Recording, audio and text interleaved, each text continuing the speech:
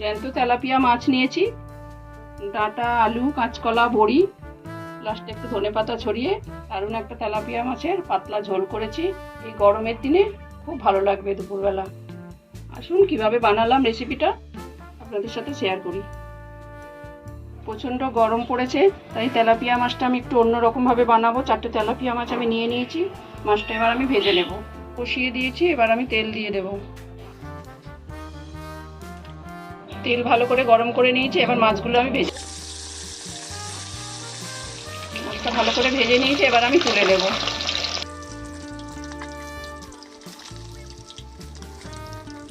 ওই তেলের মধ্যে একটু বড়ি ভেজে নেব।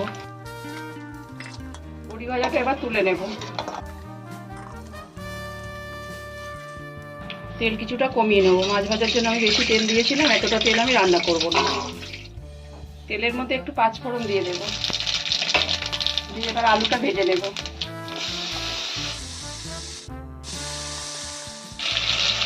একটু সজনে ডাঁটা আর কাঁচকলা আমি ধুয়ে রেখেছিলাম, কেটে দিয়ে দিলাম,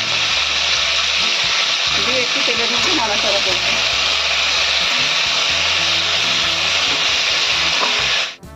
এটা ভাজা ভাজা হোক, ততক্ষণ আমি মশলাটা বেটে নেব।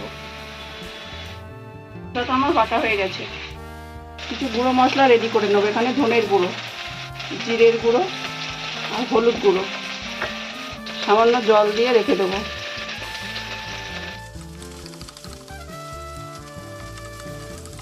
সবজিটা ভাজা ভাজা হয়ে গেছে, এখন আমি কেটে রাখা মশলাটা দিয়ে দেবো।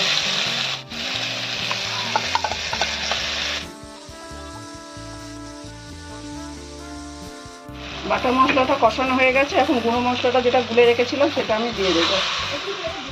আর একটু জল দিয়ে দেবো, দিয়ে আর একবার কষিয়ে নেব।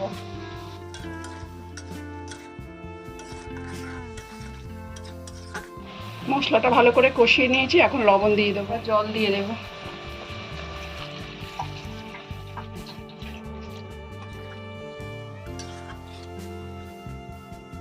এবার সবজিটা সিদ্ধ হওয়ার জন্য চাপা দিয়ে রাখবো। ঢাকনাটা খুলে নিলাম। সবজিগুলো ভালো সিদ্ধ হয়ে গেছে, এখন আমি ভেজে রাখা মাছ আর বড়িটা দিয়ে দেব।